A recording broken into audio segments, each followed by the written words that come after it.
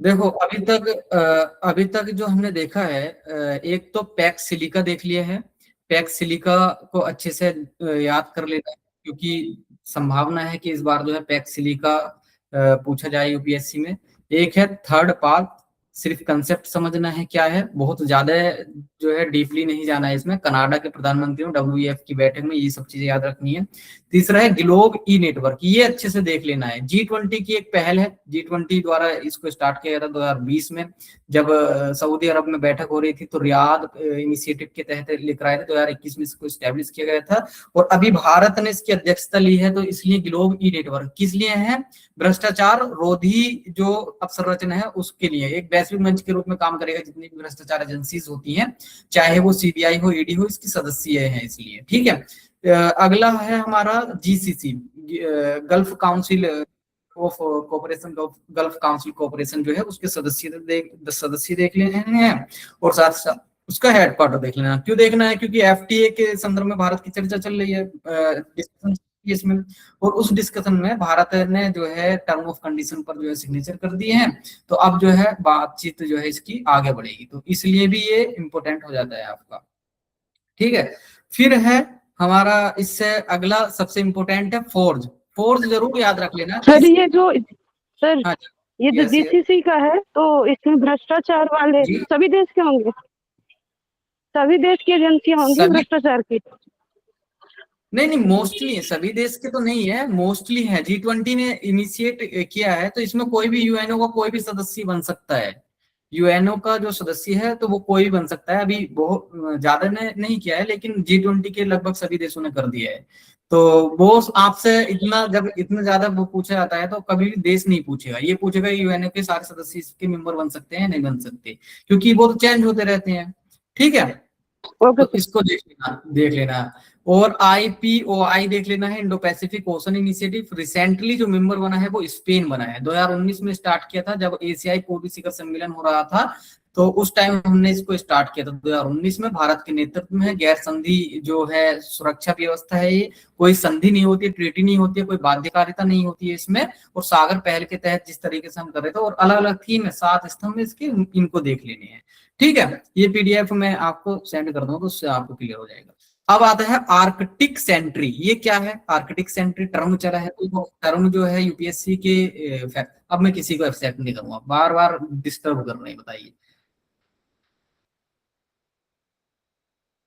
ठीक है। तो आर्कटिक सेंट्री किसने स्टार्ट किया है? नाटो ने। आर्कटिक में सुरक्षा बढ़ाने हेतु एक मिशन स्टार्ट किया गया है। किसका है? नाटो का। ध्यान रखना इसको। तो आपसे पूछे कि आर्कटिक सेंट्री है क्या, तो आर्कटिक सेंट्री एक मिशन है जो नाटो द्वारा, सॉरी, नाटो द्वारा जो है स्टार्ट किया गया है। इसको ध्यान में रख लें। नाटो के सदस्य पिछली बार पूछ लिए थे, तो इतने इंपोर्टेंट नहीं नाटो से जो है क्वेश्चन पूछे। इतना जो है बार बार थीम रिपीट नहीं करता है, रिसेंटली तो नहीं करता है, 1-2 साल बाद ही करता है। ठीक है। तो इसको देख लेना। फिर है G20, ग्रुप ऑफ 20। तो इसका भी हाल में समिट कहाँ हुआ है, इसको ध्यान में रखना है। जोहान्सबर्ग में हुआ था, दक्षिण अफ्रीका में। ठीक है। और वर्तमान में कितने सदस्य हैं इसके? 21 सदस्य हैं। सारे के सारे सदस्य याद होने चाहिए आपको। 2020 में जो है सदस्यता पूछी थी कि कौन कौन से देश, बताइए कि निम्नलिखित में से कौन सा समूह जो है G20 का सदस्य है, G20 की सदस्यता है किन किन के पास। तो 2020 में पूछी थी, 5 साल हो गए। तो हो सकता है कि इस बार पूछ ले, क्योंकि अफ्रीका यूनियन भी जो है इसमें एक नया सदस्य बड़ा। तो देशों की बात करें तो इसके 29 देश सदस्य हैं, और 2 जो है ऑर्गेनाइजेशन है, एक है EU और एक है हमारा अफ्रीका। इस तरीके से याद कर सकते हो आप कि नॉर्थ अमेरिका कॉन्टिनेंट से कौन है, साउथ अमेरिका कॉन्टिनेंट से कौन है। तो कॉन्टिनेंट वाइज आप याद करोगे तो ये थोड़ा आसान हो जाएगा आपके लिए। हालांकि मोस्ट ऑफ स्टूडेंट ने याद कर लिया होगा, तो इतना बताने की जरूरत नहीं है। थीम इसकी याद कर लो इस बार।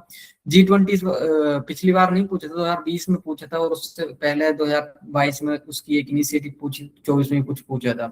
बट इस बार हो सकता है कि G20 से आपसे पूछ ले। तो ट्राइका याद रख लेना। ट्राइका में कौन होता है? एक पिछला जिसने अध्यक्षता की है, एक वर्तमान में जो अध्यक्षता कर रहा है, एक अगला जो अध्यक्ष रहेगा, तो उसको ट्राइका कहते हैं। थीम थीम से बार बार क्वेश्चन पूछे जा रहे हैं, तो थीम क्या है इसकी, सोलिडेरिटी, इक्वेलिटी एंड सस्टेनेबिलिटी। ठीक है, इसको थीम याद रख लेना। दर्शन उबंटू बहुत चर्चा में चला है। मैं हूं तो हम हैं तो मैं हूं, इस तरीके से कुछ ये दर्शन होता है। फिलोसफी है वही वसुदेव कुटुंबकम टाइप जो है फिलोसफी है दक्षिण अफ्रीका की, उबंटू। ठीक है, इसको याद रख लेना। एक इनिशिएटिव जो है इसमें या ऑर्गेनाइजेशन ही हम कह सकते हैं की घोषणा की गई है कि इसको बनाएंगे, वो है ACITI। इसको याद रख लेना, ACITI, Australia Canada India technology innovation. ठीक है, ये इसकी फुल फॉर्म है, तो इसको याद रख लेना की घोषणा। दूसरा है मिशन 300। मिशन 300 क्या है, बहुत इंपॉर्टेंट, स्टार बनाया है मैंने, बहुत इंपॉर्टेंट है मिशन 300। विश्व बैंक और अफ्रीकन डेवलपमेंट बैंक जो है, दोनों के नेतृत्व में इसको स्टार्ट किया गया है। और इसका उद्देश्य ये है कि अफ्रीका के 300 मिलियन लोगों को बिजली उपलब्ध कराना। तो ये याद रखना कि इलेक्ट्रिसिटी से संबंधित है, कोई रोजगार से संबंधित नहीं है। ठीक है, कभी रोजगार का ऑप्शन डाल दे या फिर किसानों से संबंधित कुछ इनिशिएटिव डाल दे, तो मिशन 300 किससे संबंधित है, अपना 300 मिलियन लोगों को अफ्रीका के बिजली उपलब्ध कराना। ठीक है, इसको कर लेना। फिर है पूर्वी एशियाई शिखर सम्मेलन 2005 से जो है इसको हम कर रहे हैं। थीम अच्छे सर्च करके लिखी नहीं, तो थीम इसकी लिख लेना है आपको, मुझे याद नहीं रही क्योंकि जहां से मैंने ये नोट्स बनाया उसमें नहीं थी, बट थीम अब इंपॉर्टेंट है तो लिखो इसकी। अभी जो हुआ है कुआलालंपुर में हुआ है, मलेशिया की राजधानी है इसका कुआलालंपुर। घोषणा पत्र भी जो है, डिक्लेरेशन भी वो किया गया है। अच्छा, सदस्य की बात करें, ये क्यों इंपोर्टेंट है, क्योंकि इसमें भारत भी सदस्य है। कौन कौन है, देखो आसियान के 11 देश। ठीक है, फिर याद करो आप कि ऑस्ट्रेलिया और न्यूजीलैंड, क्योंकि पास पास है दोनों, और अच्छे से याद कर लोगे, ऑस्ट्रेलिया और न्यूजीलैंड, जापान और दक्षिण कोरिया, दोनों आसपास हैं। ठीक है, तो ऑस्ट्रेलिया न्यूजीलैंड जापान और दक्षिण कोरिया। फिर है यूएसए एंड रूस। ठीक है, यूएसए एंड रूस। फिर है भारत और चीन। तो भारत और चीन दोनों कंपेटिटिव हैं, तो मैंने एक साथ दोनों को एक जगह रख दिया। तो आप ये याद कर लेना कितने सदस्य हैं इसके। 2005 में इसको स्टैब्लिश किया गया था, कुआलालंपुर में इसका भी जो है सबमिट हुआ है, वही घोषणा पत्र लेकर आएंगे। ठीक है, APEC Asia Pacific economic cooperation, इसका हेडक्वार्टर सिंगापुर में है। 1989 में इसको स्टार्ट किया गया था। 2025 में इसका जो सबमिट हुआ है वो दक्षिण कोरिया के ग्योंगजू शहर में हुआ है, याद रखना ग्योंगजू शहर। 21 सदस्य हैं।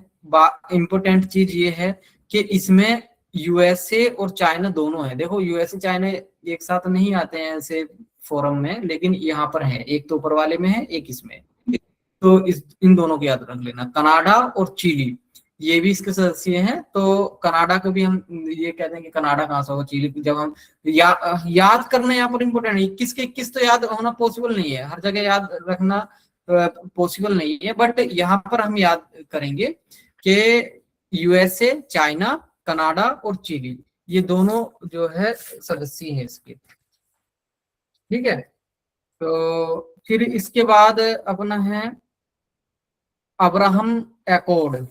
ये आपने पढ़ा होगा अब्राहम एकॉर्ड के बारे में। ठीक, अब्राहम एकॉर्ड क्या है, ये जो मिडिल एशिया है, ये ईस्ट एशिया है, वेस्ट एशिया है और इजराइल है, इन दोनों के बीच जो संबंध है वो तनावपूर्ण रहते हैं। तो इन तनाव संबंधों के समाधान के लिए अब्राहम एकॉर्ड लेकर आए हैं, अब्राहम समझौता जिसको कहते हैं। तो ये 2020 में लेकर आए थे हम, और 2020 के बाद अब कौन कौन इसमें शामिल हो गए हैं। जैसे यूएई 2020 में ही इसमें यूएई के साथ ही ये समझौता किया गया था। फिर बहरीन 2020 में, और फिर उसके बाद 2021 में मोरक्को शामिल हुआ था। उसके बाद कजाकिस्तान, अब जो है अभी वर्तमान में जो है कजाकिस्तान शामिल हुआ है। ठीक है, तो इसको याद रख लेना, अब्राहम समझौता किन किन देशों के बीच है और किससे संबंध हो सकता है। कंसेप्चुअल क्वेश्चन आपसे बना दे कि अब्राहम समझौता है क्या। ठीक है, हो सकता है आपसे मेंबर पूछ ले, तो दोनों ही अंडरस्टैंडिंग होनी चाहिए आपको। वेस्ट एशिया और इजराइल के साथ जो संबंध सुधारने की बात चल रही है इसके। 3C इनिशिएटिव, 3C इनिशिएटिव क्या होता, ये भी इंपॉर्टेंट है। 2015 में हम लेकर आए थे, 13 देशों का अंतर सरकारी मंच है ये, ठीक है, जो देश बाल्टिक सी, एड्रियाटिक सी और काला सागर से लग रहे हैं। तो अब पूछे आपसे 3C, 3C किनको कहा जा रहा है यहाँ पर, तो 3C कौन है, एक तो बाल्टिक सी हो गया, एड्रियाटिक सी हो गया और ब्लैक सी हो गया। इनकी बॉर्डर कंट्री याद होनी चाहिए आपको, तीनों की ही, ठीक है। और साथ ही साथ यहाँ पर गिरने वाली नदियां याद होनी चाहिए, जैसे बोल्गा रिवर है या यूराल रिवर है, ये सारी नदियां कहाँ पर गिरती हैं, कौन सी, ये याद होनी चाहिए। हालांकि एक दो दिन में मैं इसका मैप का आपका लेने वाला हूँ। फिर है वॉशिंगटन एकॉर्ड्स। वॉशिंगटन समझौता क्या है, वॉशिंगटन समझौता यूएसए के नेतृत्व में, मध्यस्थता में, जो डेमोक्रेटिक रिपब्लिक कोंगो है और रवांडा है, इन दोनों के बीच क्या चल रहा है, युद्ध चल रहा है। तो इन दोनों के बीच शांति वार्तालाप के लिए इस समझौते पर हस्ताक्षर हुए हैं, वॉशिंगटन एकॉर्ड्स। तो अमेरिका के नेतृत्व में, याद रख लेना, डीआरसी और रवांडा के बीच। सबसे इंपॉर्टेंट है इस बार, आप एक क्वेश्चन तो मुझसे ले लो कि कोलंबो सिक्योरिटी कॉन्क्लेव से पूछेगा ही पूछेगा, इसको बहुत अच्छे से करना है। कोलंबो सिक्योरिटी कॉन्क्लेव याद रख लेना है इसको, ये पूछेगा, इस साल नहीं पूछे अगले साल पूछेगा, बट इसकी बहुत ज्यादा संभावना है। अभी तक कोई क्वेश्चन नहीं आया है सीएससी में, सीडीएस एनडीए ये सब चीजों में तो पूछ चुका है, बट सीएससी में नहीं आया है, तो अब इससे क्वेश्चन आएगा, और पीसीएस में पूछ चुका है, ठीक है। तो 2020 में कोलंबो सिक्योरिटी कॉन्क्लेव को लेकर आए थे। क्या है ये, यही है कि एक समूह है, अंतरराष्ट्रीय वो अंतर सरकारी समूह है। इसमें 2011 से ट्राइलेटरल मैरीटाइम सिक्योरिटी कोऑपरेशन के रूप में स्टार्ट हुआ था। देखो आपने देखा होगा ना, 2025 का जब ऑर्गेनाइजेशन से क्वेश्चन पूछे हैं, तो प्राइमरी जो पहले सदस्य हैं कि जब स्टैब्लिश हुआ है उस टाइम में कौन कौन से सदस्य थे, उस तरीके से पूछ रहा, तो मैंने उस तरीके से लिख दिया है कि जब 2011 में ये बन रहा था तो ट्राइलेटरल मैरीटाइम सिक्योरिटी कोऑपरेशन के रूप में बना था। कोलंबो इसमें वर्ड है, तो इसका मतलब श्रीलंका तो सबसे पहले होगा, और भारत के ही नेतृत्व, श्रीलंका और भारत के नेतृत्व में है, और मालदीव, ठीक है। तो तीनों देश थे, मालदीव, श्रीलंका और भारत। किस लिए थे, जो समुद्री सुरक्षा है, जो क्षेत्रीय सुरक्षा है, इसको बढ़ावा देने के लिए, यहाँ पर स्टेबिलिटी लाने के लिए, ठीक है। तो इसलिए लेकर आए थे हम, यहाँ पर पता चला कोलंबो सिक्योरिटी कॉन्क्लेव, ठीक है। श्रीलंका, मालदीव, भारत, तीनों आसपास की कंट्री है, ठीक है। तो फिर 2020 में, जब 2011 में आया तो 2020 में क्या हुआ, 2020 में इसमें कुछ मेंबर, 2020 में इसको फॉर्मली अनाउंस्ड कर दिया गया, इसका नाम रख दिया गया कोलंबो सिक्योरिटी कॉन्क्लेव। लेकिन 2020 के बाद अब इसमें डेवलपमेंट स्टार्ट हो गया है, अब इसके दूसरे और भी सदस्य बनेंगे, हालांकि मेंस में भी इस पर क्वेश्चन आएगा अब एक दो साल में। अब इस एक्सपेंडेशन इसका जब हम कर रहे हैं तो किस तरीके से, देखो 2022 में मॉरिशस ने इसकी सदस्यता प्राप्त की थी, 2024 में बांग्लादेश ने प्राप्त की थी, और 2025 में सेशेल्स ने प्राप्त की है। अभी हाल में सेशेल्स में रिसेंटली जो है, आपसे ये नहीं पूछेगा कि कितने मेंबर हैं, आपसे ज्यादातर संभावना ये है कि प्रारंभिक मेंबर कौन से थे, जब इसको फाउंडर मेंबर कौन से थे, श्रीलंका, मालदीव और भारत, ये याद रखना किस लिए है, ये याद, हेडक्वार्टर नहीं है अभी इसका कोई, तो ये भी ध्यान रखना है, ठीक है। किम्बरले प्रोसेस क्या होता है, किम्बरले प्रोसेस इसलिए इंपॉर्टेंट हो गया क्योंकि भारत को अध्यक्षता इसकी सौंपी गई है 1 जनवरी 2026 को। ये त्रिपक्षीय पहल है। 3 पक्ष कौन कौन से हैं इसमें, सरकारें होती हैं, अंतरराष्ट्रीय हीरा उद्योग होते हैं, और नागरिक समाज। जैसे ही आपको पता चला कि अंतरराष्ट्रीय हीरा उद्योग इसके सदस्य होते हैं, ये इसमें पार्टिसिपेट करते हैं, तो कहीं ना कहीं हीरे की सप्लाई चेन से संबंधित ये प्रोसेस होगी, ठीक है। तो क्या है ये किम्बरले प्रोसेस, जो कॉन्फ्लिक्ट डायमंड होता है, कॉन्फ्लिक्ट डायमंड के व्यापार को रोकने के लिए इसको हम सॉरी,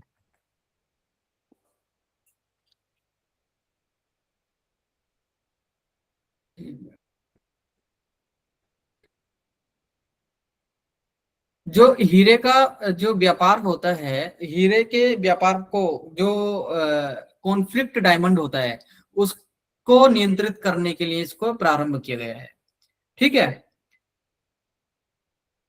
अब ये बताइए कॉन्फ्लिक्ट डायमंड क्या होता है? कॉन्फ्लिक्ट डायमंड किसी को पता है? कॉन्फ्लिक्ट डायमंड, हाँ बताइए राधा। सर ये इनलीगल डायमंड होता है जो हम्म, मतलब एक तरह से भ्रष्टाचार के लिए या तो गैर कानूनी रूप से किया जाता है। ठीक है, इलीगल तो हो गया, बट वो तो एक हमने डिसाइड कर लिया कि इलीगल है, बट होता क्या है जो सर कॉन्फ्लिक्ट। ये कच्चा हीरा हाँ होता है। हाँ हाँ, यही इंपॉर्टेंट है यहाँ पर कि ये जो होता है ना कच्चा रो जो डायमंड होता है, ये अपरिष्कृत, जिसको परिष्कृत नहीं किया गया है उसको हम कहते हैं कॉन्फ्लिक्ट डायमंड। हो सकता है कि आपसे डायरेक्ट पूछ ले कि कॉन्फ्लिक्ट डायमंड क्या होता है, तो इसको ध्यान में रखना थोड़ा अच्छे से। फिर इसको ब्लड डायमंड भी कहते हैं कि क्योंकि ये इलीगल, जैसे कहा इलीगल या फिर गैर कानूनी गतिविधियों में जो है इसका मनी लॉन्ड्रिंग ये सब चीजें इसके माध्यम से की जाती है, तो इसको ब्लड डायमंड भी कहते हैं। ठीक है, फिर है हमारा इससे इसके नेक्स्ट अगर देखें, अच्छा है ये एक बेहतरीन आर्टिकल है, ये किम्बरले प्रोसेस बेहतरीन न्यूज है। फिर है न्यू कंट्री पार्टनरशिप फ्रेमवर्क, रट्टा मार लो इसको। 2026 से 2031 की अवधि के लिए भारत और विश्व बैंक के बीच ही समझौता हुआ है। क्या?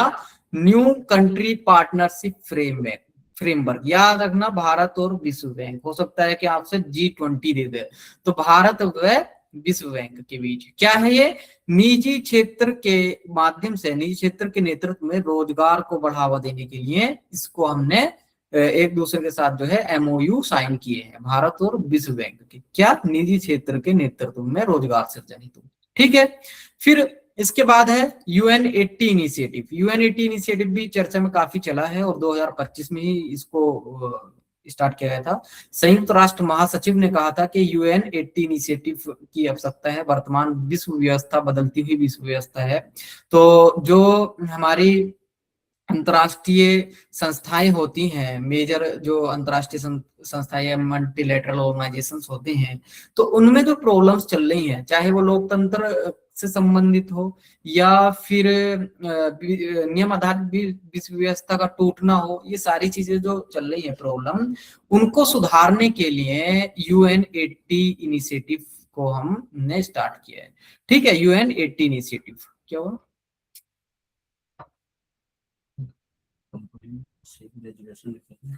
हाँ हाँ, ग्रेजुएशन कंप्लीट से कंप्लीट दी, ग्रेजुएशन कंप्लीट कर लिया। ठीक है, क्लियर हो गया। तो UN80 इनिशिएटिव क्या है? जैसे UNSC है, UNSC में परमानेंट मेंबर को नहीं बढ़ाया जा रहा है, या वो बार बार वीटो लगा देते हैं, या फिर अमेरिका या पश्चिम के नेतृत्व में ये काम करता है, तो उन सारी समस्याओं को टेकल करने के लिए UN80 इनिशिएटिव लेकर आए हैं। अच्छा, G4 देश क्या होते हैं? G4 देश, G4 देश जो बताइए। यूएनएससी के स्थायी मेंबरशिप मांग रहे हैं सर। हाँ हाँ, कौन कौन इसमें? यही भारत, ब्राजील, जर्मनी, जापान। ठीक है, और C10 कंट्री कौन है? C10 कंट्री, ये नहीं पता सर। C10 ये भी इंपॉर्टेंट है, देखो C10 कंट्री ऐसा समूह है, ये अफ्रीका के देश हैं। तो अफ्रीका के देश भी UNSC में सुधार की बात कर रहे हैं। इनका मानना है कि UNSC में आधुनिक विश्व व्यवस्था के अनुसार जो है सुधार होना चाहिए, और साथ ही साथ अफ्रीका हर जगह वंचित रहता है, अफ्रीका के हितों को नहीं उठाया जाता है।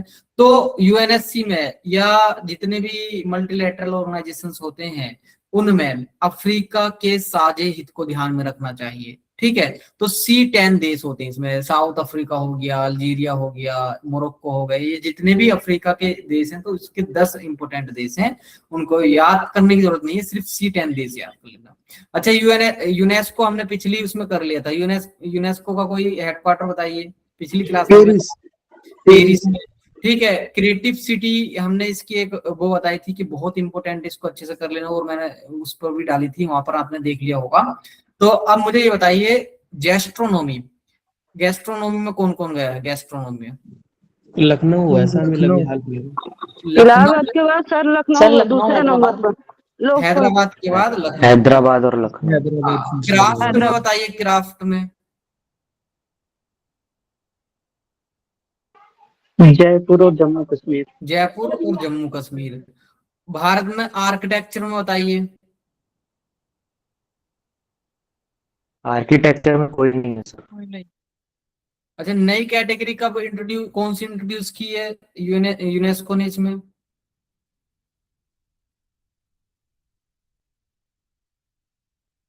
सब लिख कर भी दिया था मैंने आपको, पीडीएफ भी दी थी और क्लास भी कराई थी। अच्छे से देख लेना। अच्छा, जिसने क्लास नहीं की थी ना वो उस पर देख लेना, यूट्यूब पर अपलोड कर दिए, तो उसकी क्लिप भी काट दी यूनेस्को वाली, क्योंकि इंपॉर्टेंट है। ठीक है, तो नई कैटेगरी आर्किटेक्चर ही की थी, और आर्किटेक्चर में हमारे यहाँ नहीं है, डिजाइन में नहीं है, एंड मीडिया में नहीं है, 3 कैटेगरी में नहीं है, 5 में है। इस तरीके से याद कर लेना। ठीक है, चलिए अब। हाँ हाँ सर आपने बोला कि यूट्यूब से देख लेना, वो कहाँ से मिलेगा? यूट्यूब पे। नहीं, अच्छा, वो उसका जो है आपका कोई साइड है क्या? हाँ सर ये वीडियो आप रिकॉर्ड करते हो यूट्यूब पे डलता है क्या ये? हाँ, डाल देता हूँ कभी कभी, बस जो यही इम्पोर्टेंट पूछा। है आपको लिंक्स वाले डाल देता हूँ मैं। तो ये कैसे मिलेगा? अच्छा, क्या नाम है सर चैनल का? सफर AIAS। Okay sir. ठीक है, सफर AIAS सर्च कर लेना सभी। तो इसमें देखो, अब है IMF। हेलो हाँ हाँ, बताइए। हाँ हाँ, सर, वो जो आपने पीडीएफ भेजा था वो तो करप्ट फाइल हो गया था, तो मैं डाउनलोड करते करते मैंने आपको 2 बार मैसेज भी किया था ग्रुप में। तो वो तो सेकेंड, दूसरी वाली मैंने सेंड कर दी थी। नहीं सर, आपने नहीं कोई शेयर किया है। 3 की थी मैंने, 3 2 उसमें वो हो गई थी, और फिर लास्ट। ठीक है, और कर दूंगा मैं सेंड। ठीक है, नहीं, इस ग्रुप IMF में ये जो अभी टेलीग्राम कर वाला दूंगा है, मैं। इसमें तो हाँ, कर दीजिए। हो सकता है ओके, ग्रुप में मैंने की हो। देखो, IMF का हेडक्वार्टर कहाँ पर है अपना? Washington DC। ब्रिटेन वुड्स सम्मेलन में इस्टेब्लिश किया गया था। ब्रिटेन वुड्स में बताइए कौन कौन आते हैं? IBRD और IMF। हाँ, विश्व बैंक समूह और IMF। ठीक है, तो ब्रिटेन वुड्स सम्मेलन में ये जब सेकेंड वर्ल्ड वॉर खत्म हुआ था, तो उसके बाद इसको स्टेब्लिश किया गया था। तो सेकेंड वर्ल्ड वॉर से संबंधित जो भी समस्याएं थी, चाहे वो फाइनेंशियल प्रॉब्लम हो, तो उसको फिर रिहेबिलिटेट या रीस्टेबल करने के लिए इन दोनों संस्थाओं को स्टेब्लिश किया था। और CDS का पेपर खोल के देखोगे 2025 वाला, 26 वाला भी जो पूछा था, तो उसमें यही एक ऑप्शन था। एक तो ये कहा था कि निम्नलिखित में से ब्रिटेन वुड्स सम्मेलन में क्या नहीं हुआ। तो एक IMF दिया था, एक वर्ल्ड बैंक दिया था, एक ये भी दिया था कि द्वितीय विश्व युद्ध के बाद जो है, जो इनस्टेबिलिटी आई थी उसको स्टेबल करने के लिए इन संस्थाओं का निर्माण। तो ये था। और एक था फिर एक्सचेंज रेट से संबंध, फ्लेक्सिबल एक्सचेंज रेट को इंट्रोड्यूस करने के लिए। तो वो ही गलत था, फ्लेक्सिबल एक्सचेंज रेट को इंट्रोड्यूस करने के लिए नहीं था, सेकेंड वर्ल्ड वॉर के बाद की जो परिस्थिति थी उसके लिए था। ठीक है, ये तो मैंने उसको वाला क्वेश्चन बता दिया। अब है IMF। हुआ क्या है IMF में कि अब थोड़ा भारत के कोटे की बात करें, इसमें एक कोटा मिलता है, ठीक है, शेयर मिलता है। तो 2.75% है। 8वां जो है हमारा नंबर है इसमें, वो पहला है USA का, ये याद रख लेना। इसके कुछ क्रेडिट इंस्ट्रूमेंट होते हैं। क्रेडिट इंस्ट्रूमेंट 2026 में ये भी पूछा है, क्रेडिट इंस्ट्रूमेंट, लेकिन उसमें थोड़ा डीप पूछा था, तो डीप मैंने बना दिया। अब UPSC ने एक बार पूछा था हमसे कि स्टैंड बॉय अरेंजमेंट क्या होता है, एक्सटेंडेड फंड फैसिलिटी क्या है, क्या होता है, ये नहीं पूछा था कि किससे जुड़ा हुआ है stand boy arrangement and extended fund facility, किससे जुड़ा हुआ है, ये पूछा था आई थिंक 2021 के पेपर में। तो अब क्या हो गया, ये बहुत इंपॉर्टेंट हो गया कि आपसे हो सकता है कि वो डीपली पूछे, इन्हीं चीजों से पूछे, लेकिन वो अब ऑप्शन चेंज करके बनाए। तो चेंज करके बनाएगा तो कैसे बनाएगा? देखो, इसके जो क्रेडिट इंस्ट्रूमेंट होते हैं, 3 अकाउंट होते हैं इसके।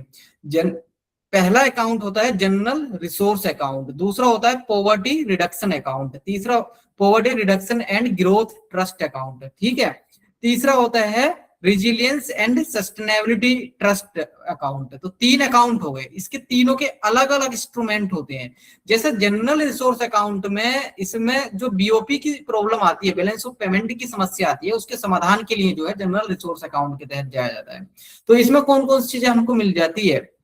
एक तो स्टैंड बाय अरेंजमेंट मिल जाएगा हमें, दूसरा एक्सटेंडेड फंड फैसिलिटी मिल जाएगी, तीसरा हमें रैपिड फंड इनिशिएटिव मिल जाएगा, और फ्लेक्सिबल क्रेडिट लाइन इस तरीके से मिल जाती है। ये सारी चीजें मिल जाती हैं, ठीक है। इसमें ये याद रख लेना, और इनकी फुल फॉर्म आपको याद ना हो तो सर्च करके निकाल लेना।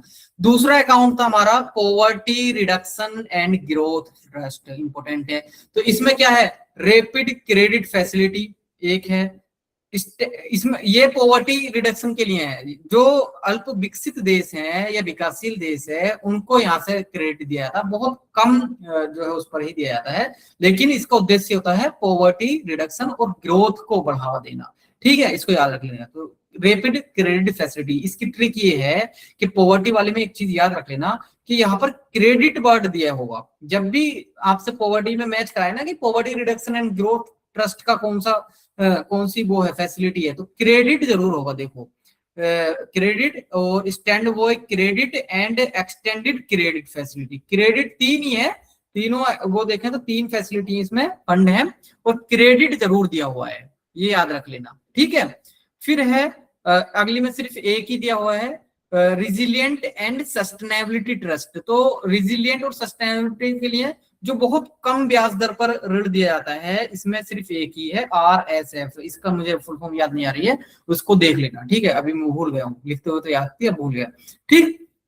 तो ये तीनों अकाउंट देख लेना डीपली। मुझे लगता है कि यहाँ से क्वेश्चन पूछेगा। एक चीज और रह गई, मिस कर दी मैंने लिखने से, उसको मैं अगले वाली सर ये तीनों आई थिंक लॉन्ग टर्म ऋण है, ये हाँ PT 365 में दिया गया है, वो पूछता है। PT 365 में कि दिया शॉर्ट है और टाइम अलग अलग सोर्स में दिया है। सब लॉन्ग टर्म है ये सब, क्योंकि कोई भी प्रॉब्लम, ये पॉवर्टी है, ये तो पॉवर्टी एकदम से खत्म नहीं होगी। स्टैंड वो है एकदम ये पॉवर्टी वाला, लेकिन बैलेंस ऑफ पेमेंट की प्रॉब्लम क्या होता है कि हो सकता है 2-3 साल में ही खत्म हो जाए। तो वो ये जो आते हैं सब शॉर्ट टर्म आते हैं। ये तो आप वैसे भी डिसाइड कर सकते हो कि कौन सा शॉर्ट टर्म आएगा, कौन सा वो कि विकास के लिए होगी तो लंबी ही प्रक्रिया का परिणाम रहेगी विकास की बात, और बैलेंस ऑफ पेमेंट की समस्या होगी तो शॉर्ट टर्म में ही 5 साल का, 2 साल का, 1 साल का, इस तरीके से, ठीक है। इसको तो आप देख लेना। एक चीज और देख लेना, अभी WTO का एक समझौता था किस पर? मत्स्य पर। जो हाई सी में मत्स्य किया जाता है, इलीगल जो फिशिंग की जाती है, वो समझौता इंप्लीमेंट मोड में आ गया है। 2/3 जो सदस्य हैं उन्होंने, नहीं, जो सदस्यता की बात की थी कि इतने सदस्य हस्ताक्षर कर देंगे तो ये इंप्लीमेंट हो जाएगा, तो वो इंप्लीमेंट हो गया, उसको देख लेना। हालांकि अगली मैं क्लास में उसको करा दूंगा, एक वो करा दूंगा, एक हमारा अनक्लोज का जो समझौता इंप्लीमेंट हुआ है वो करा दूंगा। जितने भी बात के समझौते रह जाएंगे वो अगली में करा दूंगा, ठीक है। फिर है SCO, बीजिंग। अब SCO का जो हेडक्वार्टर है याद करो कहां पर है? बीजिंग। इस साल SCO इंपोर्टेंट, इस साल पता है SCO क्यों है इंपोर्टेंट? उसका एक तो रीजन ये है कि 2022 में शायद पूछा था, तो 3 साल 4 साल हो गए हैं। दूसरा रीजन ये है, जब हमने ऑपरेशन सिंदूर चलाया था, ऑपरेशन सिंदूर के बाद हमने डेलीगेशन भेजा था, तो डेलीगेशन के बाद और SCO की जो मीटिंग चल रही थी साथ चल रही थी, तो SCO में भी हमने उस इशू को उठाया था, आतंकवाद के इशू को भी, और उसी आतंकवाद की समस्या के समाधान के लिए एक डिक्लेरेशन लेकर आए थे, चीन तियानजिन डिक्लेरेशन। तो बहुत इंपोर्टेंट हो गया, यानी कि भारत ने अपने यहाँ पर एक अपना स्टैंड जो है मजबूती के साथ रखा और उसको सुना दिया, ठीक है। तो इंपोर्टेंट हो गया। दूसरा, अभी UPCS का मैं मेंस का लिख के आया हूँ, तो उसमें भी SCO से पूरा चीन तियानजिन डिक्लेरेशन से पूछा गया है, तो वो पूछते ही इसलिए क्योंकि इंपोर्टेंट होगा कुछ, तो इसको अच्छे से ध्यान में रख लेना। हेडक्वार्टर देखो संघाई आ रहा है इसके में, बट इसका हेडक्वार्टर संघाई नहीं है, ये तो आप लिख के ले लो, जब भी पूछेगा वो हेडक्वार्टर को संघाई जरूर डालेगा, और आधे स्टूडेंट इसमें ही धोखा खा जाएंगे। तो संघाई इसका हेडक्वार्टर नहीं है, बीजिंग इसका हेडक्वार्टर है। बीजिंग एक चीज का और हेडक्वार्टर है, ASEAN infrastructure investment infrastructure bank का। तो दोनों को याद रख लो, किस किस का है बीजिंग, एक तो आसियान इंफ्रास्ट्रक्चर इन्वेस्टमेंट बैंक का एंड SCO का, ठीक है। तो 25वां सम्मेलन था, कहाँ पर हुआ है? चीन में हुआ है। नेक्स्ट कहाँ पर हुआ? किर्गिज में हुआ। अब याद कैसे करेंगे? देखो जब 1996 में ये बना था तो फाउंडर मेंबर याद रख लेना। यूपीएससी फाउंडर मेंबर पूछ रहा है आजकल। 2001 में इसको औपचारिक नाम दिया गया था, तो 5 थे फाउंडर मेंबर, 6 थे। पहले तो 1996 में संघाई 5 के नाम से स्टार्ट हुआ, लेकिन जब 2001 में बना तो औपचारिक रूप से इसको बनाया गया, एससीओ कहा गया। तो उस टाइम 6 थे। कौन कौन से 6 थे? तान वाले सारे थे। तान वाले मतलब एक तान को छोड़ के तुर्कमेनिस्तान सिर्फ, ठीक है। मिडिल एशिया में 5 तान पाए जाते हैं, किर्गिस्तान, कजाकिस्तान, तुर्कमेनिस्तान, तजाकिस्तान, सही है। तो अब इसमें सब हैं शामिल, इसके सदस्य सारे हैं, सिर्फ तुर्कमेनिस्तान को छोड़कर। क्लियर है? तुर्कमेनिस्तान को छोड़कर इसमें सारे सदस्य हैं मिडिल एशिया वाले, याद रख लेना इसको, ठीक है। और रूस था, चीन था। तो इन 6 ने मिलकर जो है इसकी औपचारिक घोषणा कर दी 2001 में। फिर उसके बाद 2017 में जो है 2 मेंबर और बढ़ गए इसके। कौन कौन से बढ़े? रूस ने जो है भारत बढ़ाया कि भारत को सपोर्ट किया चाइना कंट्रोल करने के, लेकिन चाइना ने दूसरी डिप्लोमेसी खेल दी तो पाकिस्तान को उसने शामिल करा लिया इंडिया को कंट्रोल कराने के लिए। तो 2 मेंबर और बढ़ गए इसके, भारत और पाक, ठीक है। कितने में? 2017 में। तो ये हो गए अपने 8 मेंबर। लेकिन 2025 में फुल मेंबरशिप मिली है। तो 2023 में एक और बड़ा है इसका मेंबर हमारा ईरान, और दूसरा बड़ा है रूस। इन दोनों को अच्छे से रट्टा मार लेना, ईरान और रूस। एक इसकी इनिशिएटिव है, या एक पैरेलल ही इसका जो है मल्टीलेटरल ऑर्गेनाइजेशन भी कह सकते हैं, इनिशिएटिव भी कह सकते हैं, rats, regional anti terrorist squad करके कुछ शायद है, ठीक है। तो इसका हेडक्वार्टर देख लेना, आतंकवाद से लड़ने के लिए है ये। तो ताशकंद उज्बेकिस्तान में है। एक चीज और याद करना, ये आपसे ये पूछे ना कि एससीओ जो है एशिया केंद्रित ऑर्गेनाइजेशन है, तो गलत हो जाएगा। यूरोप केंद्रित करे तब भी गलत हो जाएगा। ये जो ऑर्गेनाइजेशन है ये है यूरेशिया केंद्रित, यानी कि एशिया और यूरोप दोनों को शामिल करते हुए, ठीक है। ये एक बार कहीं ना कहीं एग्जाम में पूछा होगा तभी याद हो जाएगा, ठीक। फिर है G7 में एक चीज हुई है, कनाडा में इसका जो है सबमिट हुआ है। कनानस किस नाम भी प्रोनाउंसिएशन नहीं होगा ये तो कनानस किस, ठीक है। तो इसको अच्छे से याद कर लेना, क्या कैसे याद रख लेना, कनाडा और कनाडा, ठीक है। ये भारत ने आउटरीच मेंबर के रूप में इसमें जो है भाग लिया है।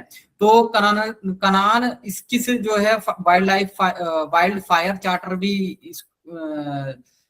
की भी घोषणा की गई है, जो होल ऑफ सोसाइटी अप्रोच पर काम करेगा। होल ऑफ सोसाइटी का मतलब है कि परंपरागत रूप से जो हम ये वनों में जो आग लग रही है, तो परंपरागत रूप से या फिर हमारी पीढ़ी दर पीढ़ी ज्ञान जो होता है उसको लेते हुए इस समस्या का निदान करना, यानी कि जनजातियों को साथ लेने की बातचीत होती है। तो होल ऑफ सोसाइटी दृष्टिकोण कहती है उसको, ठीक है, याद रख लेना। अब ये हुआ क्यों था? शांत आना कुछ इसी तरीके से थी ना, वो वाली जो विंड थी, सेंट आना के चलते हुए कैलिफोर्निया के जंगलों में आग लगी थी, ठीक है।